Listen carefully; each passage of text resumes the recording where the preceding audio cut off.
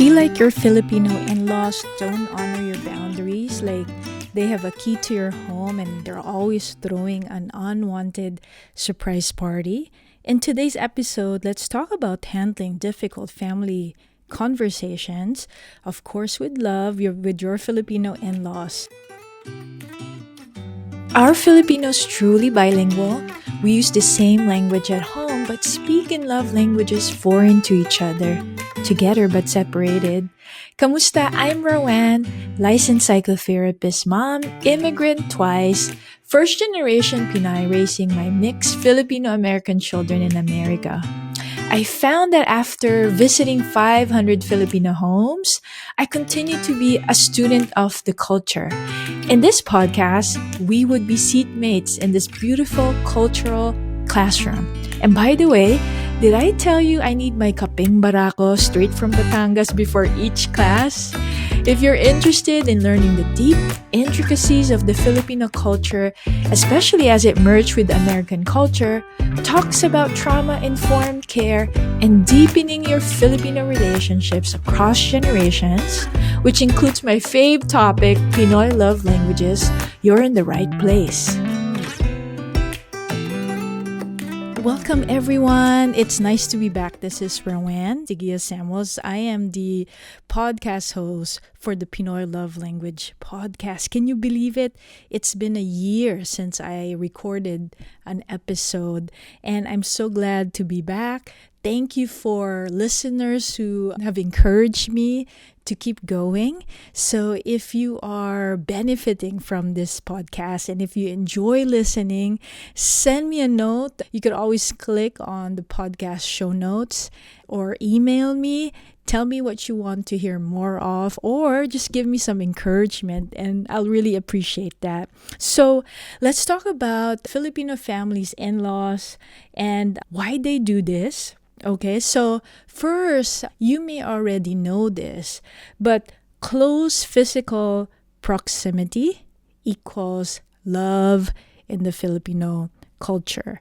If you've been in the islands, you see that people are more comfortable. Like if you've ridden a jeep before, people are like elbow to elbow. Or if you've been to the LRT or the MRT, it's like the BART in the Philippines. People are really more comfortable being very close in proximity. And that's very similar to how Filipinos in general express and expect love. So close proximity equals love. So that's the first one. Now, there's a concept that I've talked about. I have podcasts about it. I have a masterclass on it. And you may not be familiar. It's called pakikiramdam. It's sensing. It's attuning. It is sensing what the other person may need, their longing, even with little words or even absent of words. And it's really a keen way of observing someone. And I know when you're listening, you're thinking, well, I'm not a mind reader. That is the shadow side of pakikiramdam. It's like we could not completely read somebody else's mind, but when you are keen on observing someone, it's possible that you can get their kilite. Kilite is like their tickle, right? And that's beautiful. So pakikiramdam is so beautiful. It's so connected to the Filipino culture. But at the same time, it's nice. Imagine if you just were feeling down. And some people I know have difficulty asking for help.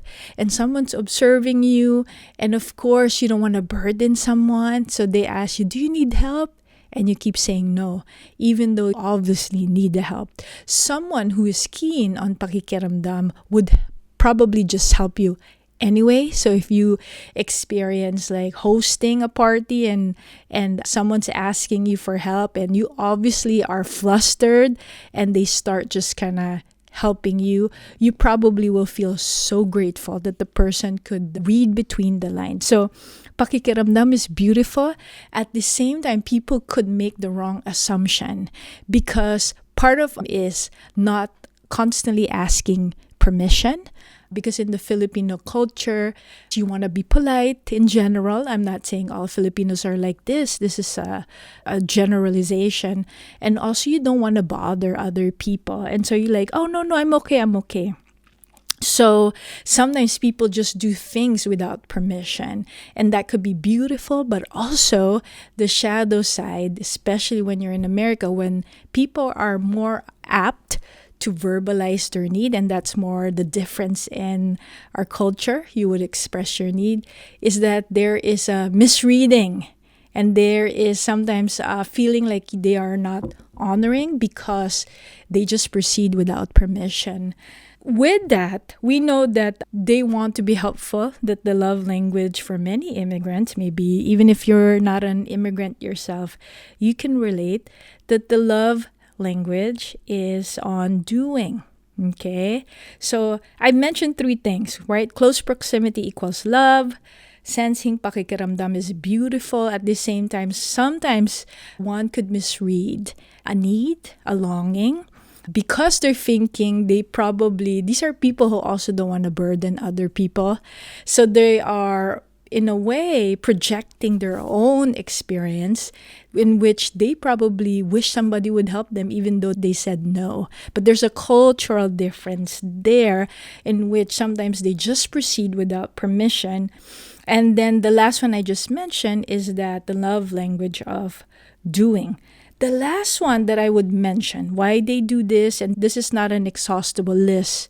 I'm sure there are many other reasons, but these are the most salient reasons that I find. The last one is the relationship that they have with their daughter, whether it's the daughter or the son, feels unfinished for them. And it's almost like the umbilical cord has not been snapped.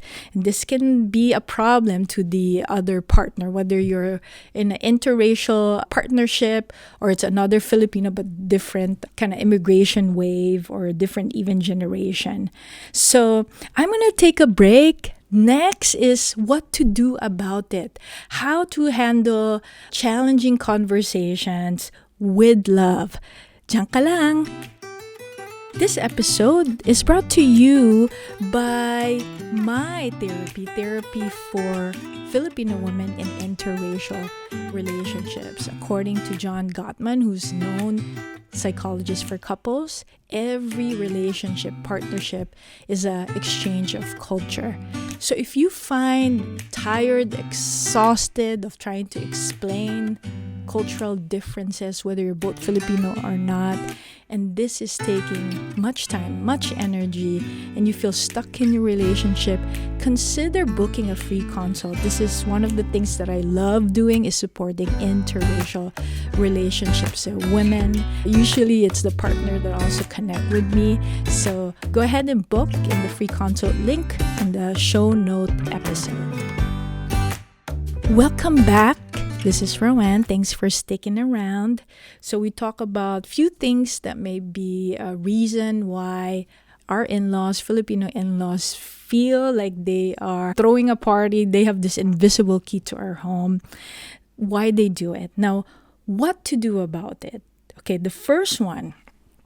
Often, we might tell people, I'm only available on Monday. Don't go.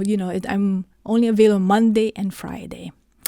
Another way that may work, especially they just keep popping up, without telling you, calling you, or if they call you and they're downstairs, is instead of telling them when you're available, tell them when you're not available. So how that looks like is this. Instead of saying, you can only come on Tuesday or Thursday.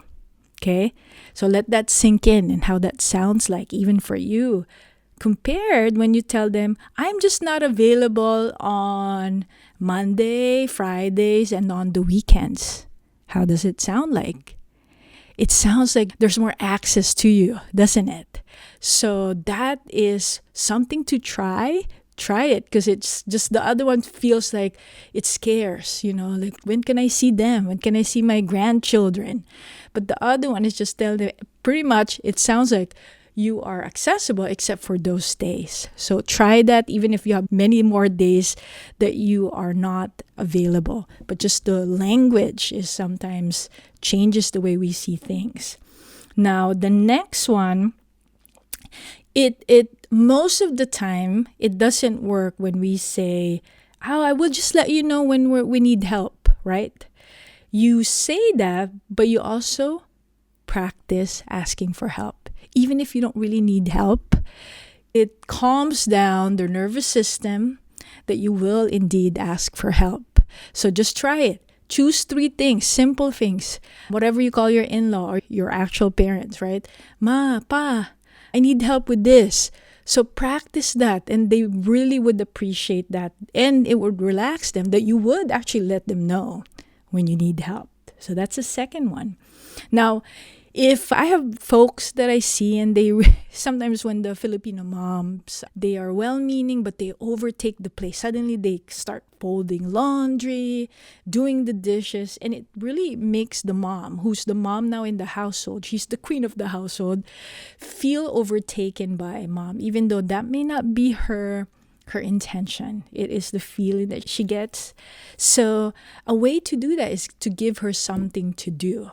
If you don't want her to touch the laundry, then let her wash the dishes or do something else. It's not really so much about the task, is what I want you to understand, but it's wanting to be helpful and doing something. Doing, again, is the love language of many immigrants.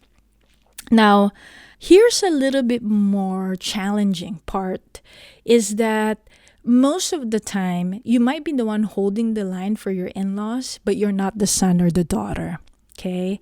You have to let your partner, who's the child of the in-laws, to be able to hold the line. Sometimes there's a feeling that the child was stolen. So let's say, oh, my son, like a mama's boy. And it doesn't mean that your mom loves you so much that you're a mommy's boy. I love mama's boy. I do have a son, so I could relate. But at the same time, you are to set the healthy boundary with love. By now that you're a man, you're no longer just a son, by verbalizing that to mom.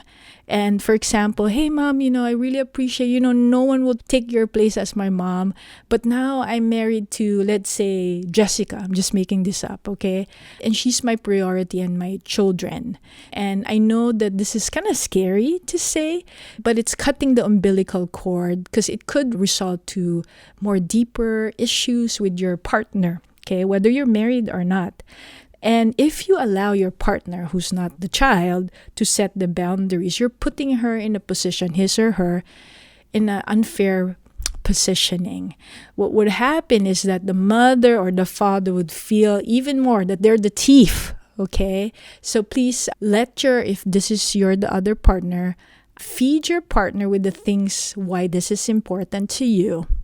And partner, if you're the son or the daughter, you have to muster enough courage to do this. You're snapping the umbilical cord so you could be free, and your mother could also be free, or if it's your dad. Sometimes this can be really complicated. If you need a therapist that does this all the time, you could book a consult in the link in the episode show notes, and I'll be happy to support you. Otherwise, my friends, I hope this has been helpful to you. Thank you so much for listening. At sa ulitin. Bye now.